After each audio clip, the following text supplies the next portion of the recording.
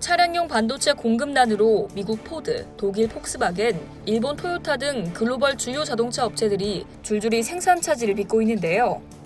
그런데 현대차와 기아는 반도체 대란 속에서 한 발짝 벗어나 있다고 합니다.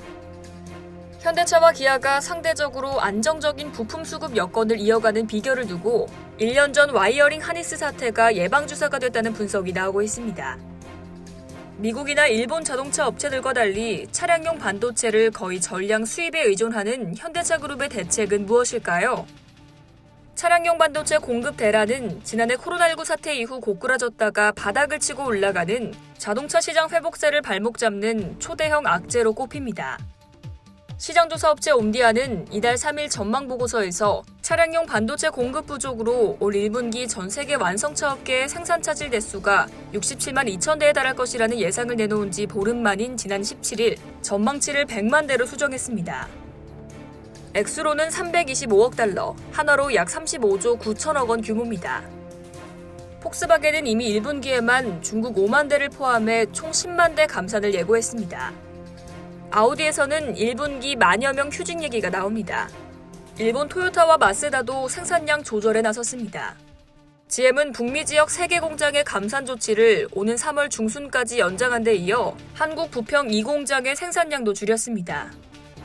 당장 감산 조치 등 비상 상황에서 비켜난 현대차 그룹은 현재 1, 2개월 분량의 차량용 반도체 재고를 보유한 것으로 추정됩니다.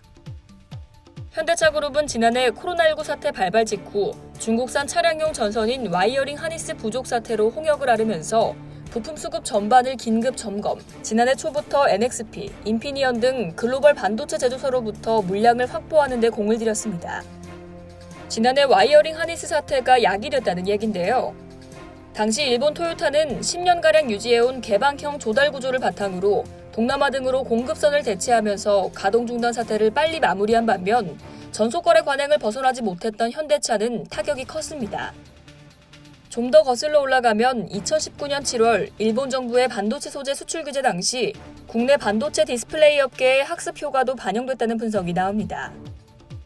현대차 관계자는 지난해 이후 공급망 다변화 방식으로 재고 관리 체계를 재정비했기 때문에 현재 반도체 부족 등에 따른 감산 조치는 고려하지 않고 있다며 재고를 최대한 줄이며 비용을 절감하는 저스트인타임 방식에서 비용이 조금 더 들더라도 안정성을 높이는 방향으로 일부 시스템을 조정했다고 말했습니다. 전문가들은 다만 반도체 공급난이 장기화할 경우 국내 자동차 업계도 영향권에 들어갈 수밖에 없다고 말합니다.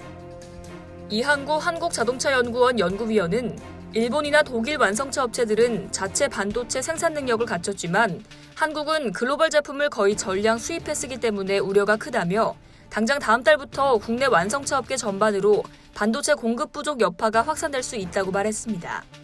정부 차원의 민관 대책 마련이 시급하다는 지적이 나오는 이유입니다. 한 번의 실수와 일본의 경제 보복을 교훈 삼아 위기를 모면한 현대차. 언제 끝날지 모르는 차량용 반도체 공급난 위기를 잘 헤쳐나가길 기대하겠습니다. 이상 여의도TV였습니다.